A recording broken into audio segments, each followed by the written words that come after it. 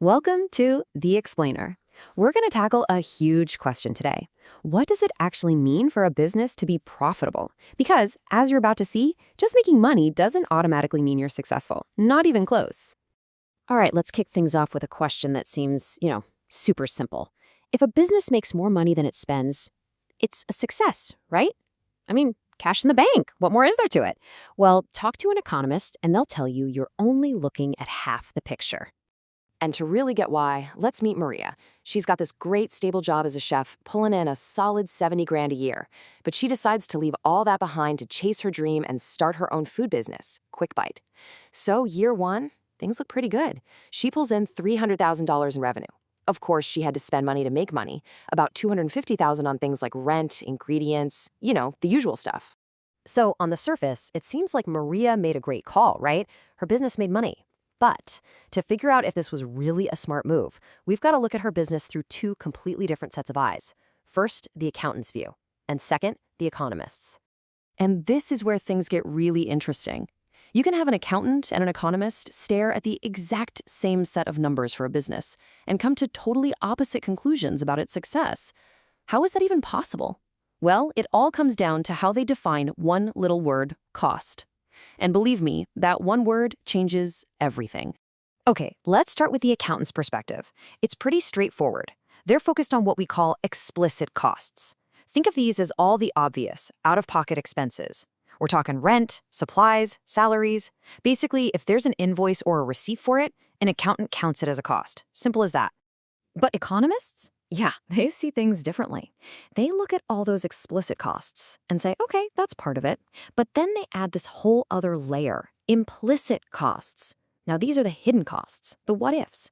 It's not about money you actually spent. It's about the opportunities you gave up, the income you sacrificed to do what you're doing.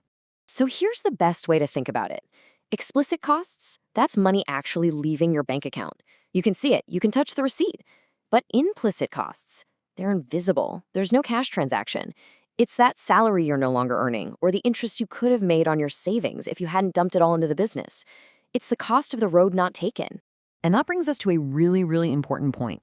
An economist's view of profit is almost always going to be smaller, less optimistic, than an accountant's. And why? Because their definition of total cost is just way bigger. It includes not just the money you spent, but also all those opportunities you gave up.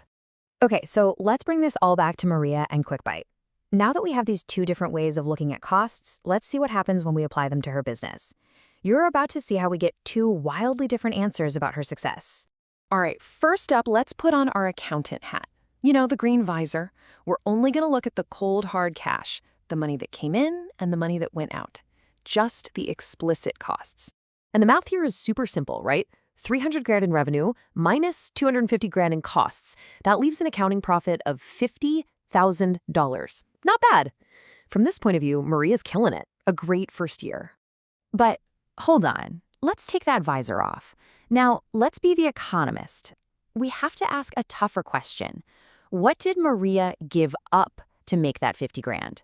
What are those invisible, implicit costs we talked about? And when you do that, the picture changes completely.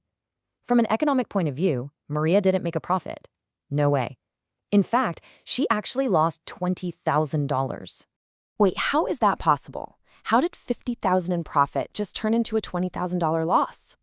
Well, the economist takes that 50 grand in accounting profit, and then they subtract her biggest hidden cost of all, that $70,000 salary she's no longer earning.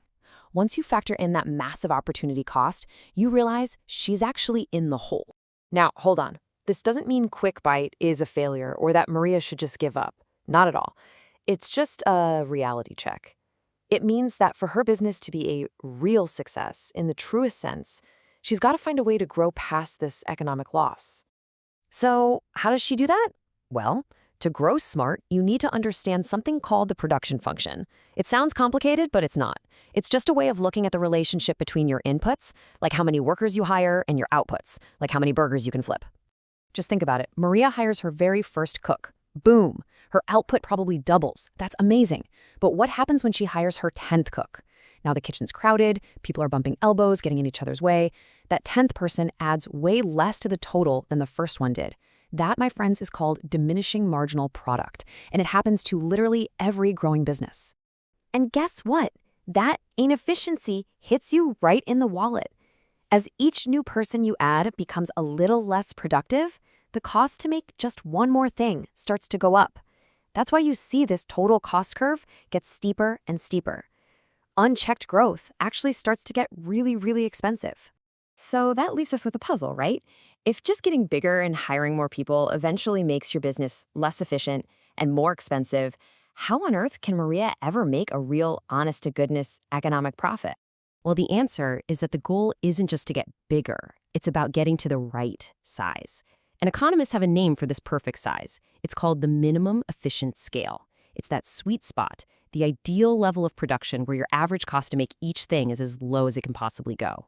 You always see it represented by this classic U-shaped curve. See, when you're on the left side of the U, you're too small and your average costs are high. As you grow, you slide down the curve, becoming more efficient. But if you grow too much, you start climbing up the other side as those diminishing returns kick in. The name of the game is to find that sweet spot right at the bottom of the U. That's the Goldilocks zone. So for Maria, the real goal isn't just to see a positive number on some accountant's spreadsheet. No. Her true mission is to grow QuickBite to that perfect, most efficient size. That's the point where her revenue will finally be big enough to cover both her explicit costs, the rent, the food, and that massive $70,000 implicit cost of the career she gave up. So let's boil this all down. What's the key takeaway? Look, an accountant's profit tells you if there's cash left in the drawer. That's it. But if you want to know if a decision is truly making you better off, whether you're starting a company or just picking a new job, you have to think like an economist. You have to account for those invisible opportunity costs. And that really brings us to a final thought for you to chew on. The next time you're facing a big decision, I mean any decision, a new job, a big project, anything, I want you to pause for a second. Think like an economist and ask yourself, what are the hidden opportunity costs here? What am I really giving up?